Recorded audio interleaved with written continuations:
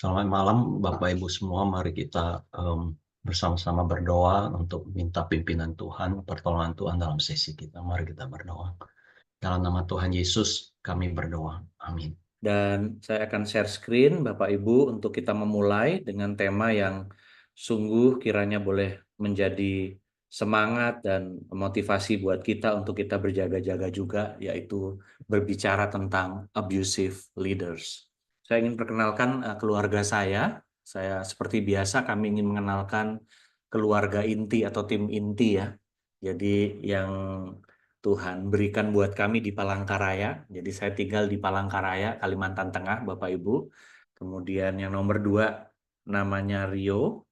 Dan mereka masing-masing punya keunikan sehingga kami juga bersyukur di tengah-tengah tugas tanggung jawab pelayanan, implementasi pembelajaran kami justru di tengah-tengah keluarga. Istri saya orang Dayak, orang Kalimantan, namanya Enda, saat ini menggantikan saya komisi dewasa di gereja. Karena jadwal yang nggak sama, ya puji Tuhan kami sama-sama memahami tugas pelayanan, jadi bertukar seperti itu. Kemudian Tandayu, kemudian Bu Silvana ada di Manado. Jadi kalau berbicara tsunami maka itu gelombang yang sedemikian rupa. Kita mau kemudian memahami karakteristik servant leaderhood, servant leadership dan membangkitkan benih-benih itu, benih-benih servant leaders.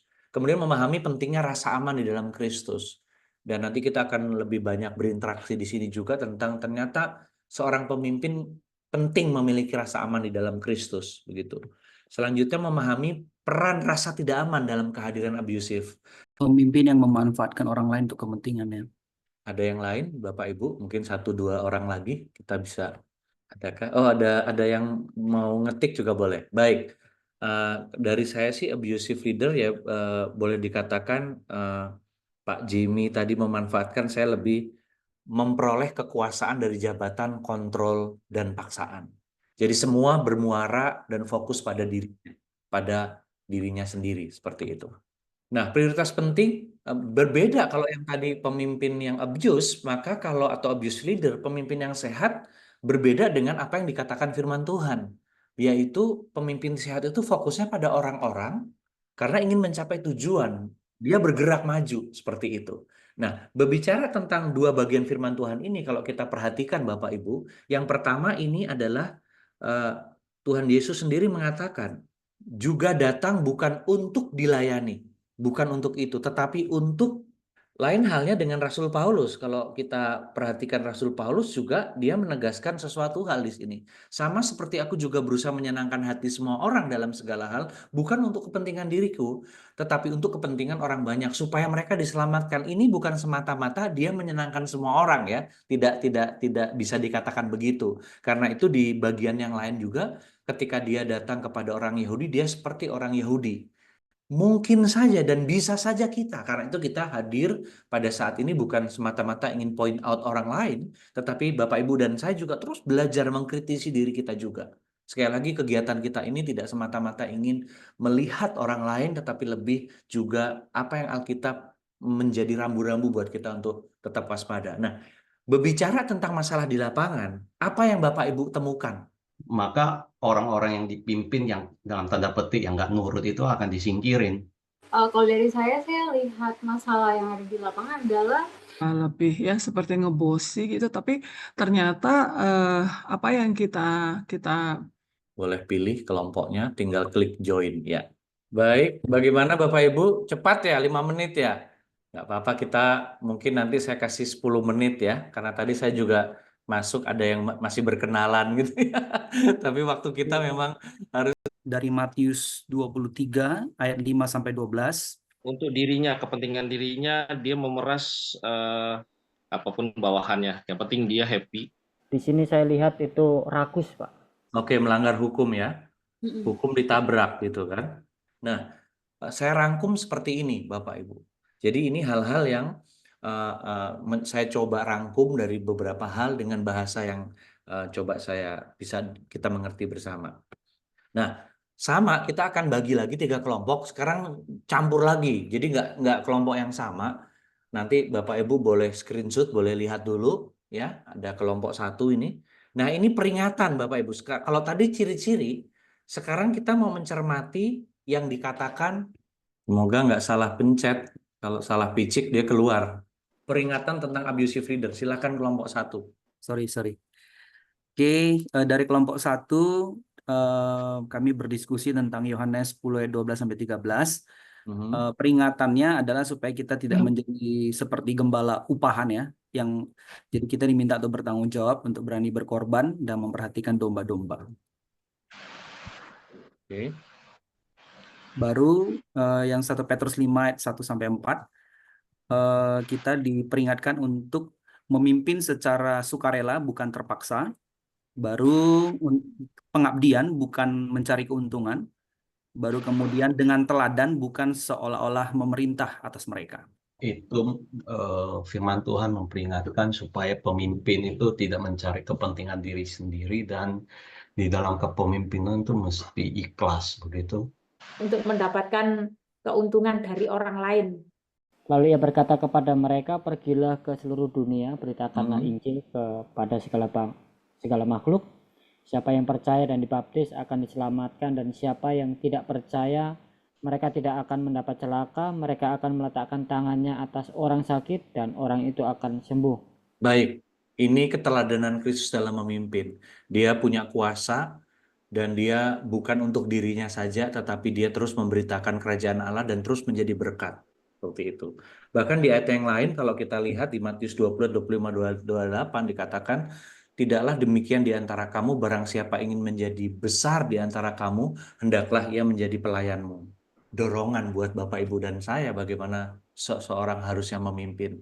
Menjadi pemimpin dalam konteks ini adalah memang risiko. Risiko kita dibilang tidak tahu apa-apa. Risiko dibilang kamu kok nggak punya kuasa, nggak punya wibawa, begitu kan? Karena kalau di kata-kata ini, kalau Bapak Ibu perhatikan, lihat, pelayan, hamba. Nah, sekarang kita masuk pada shifting nih Bapak Ibu.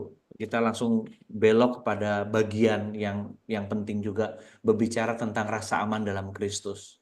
Sehingga pemikiran saya, asumsi benar-benar harus ditundukkan dalam kuasa kasih Kristus. Luka-luka lama, waktu di usia-usia sebelum 7 tahun, seringkali mencari persetujuan dan penerian mereka. Nah, di catatan saya ketika saya merenungkan ini Bapak Ibu, saya mencatat di sini bahwa si abuse leader ini dianggap sebagai orang yang menjadi orang tuanya, atau menukar atau kompensasi orang tua, karena orang yang insecure ini kan merasa tidak aman, digantikan oleh orang yang memiliki seorang figur, sehingga ya udahlah, saking dia merasa tidak nyaman supaya diterima. Kalau lihat ciri-cirinya sama yang penjelasan yang terakhir ini, saya rasa itu diri saya 25 tahun yang lalu. Ya, itu saya insecure, selalu yes man. Jadi orang minta saya itu selalu yes. Menolak melaporkan tindakan itu kepada otoritas yang lebih tinggi.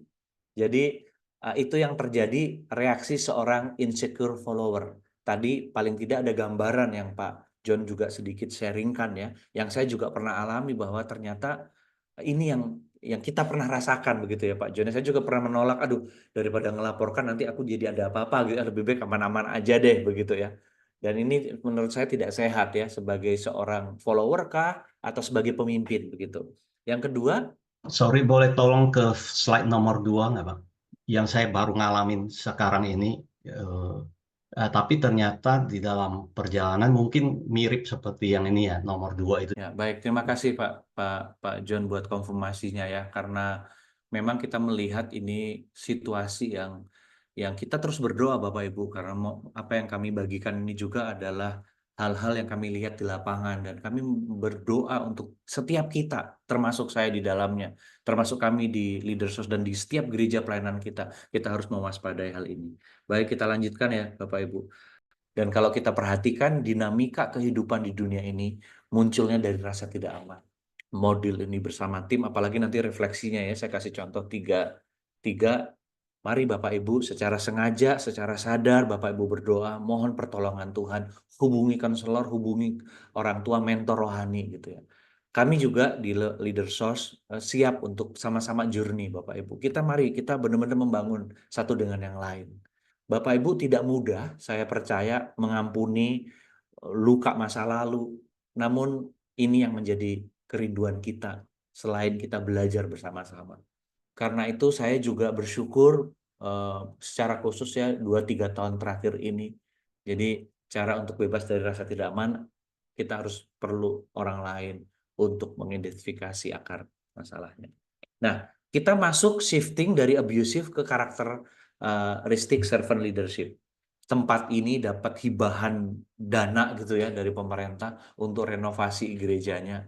Kemudian secara pribadi merasa tidak aman, menganggap pertanyaan tim sebagai kritik pribadi. Jadi personally, diambilnya personally. Jadi nggak bisa melihat secara umum lagi. Curiga terhadap tim, kadang ketakutan berlebihan, meresponi kegagalan dengan menyalahkan orang lain. Karena menunjukkan kesalahan bagi pertumbuhan tim, pertumbuhan anggota kita. Tapi terima kasih buat konfirmasinya. Yang lain ada, Bapak Ibu? Kalau tidak ada, kita akan ngetes atau mencoba ngicipin. Jadi ada sekitar, seingat saya ada refleksinya itu sekitar self reflectionnya itu ada 12 atau sampai 15 saya lupa. Tapi saya ingin mencoba kita ngambil waktu gitu ya. Ada 3 slide saja. Pertanyaan ini, ketika seseorang menolak kepemimpinanmu, ini Bapak Ibu bisa pikirkan, bisa renungkan. Ini yang slide 1, 2, 3 ini masih ringan-ringan Bapak Ibu. Yang lain itu dalam.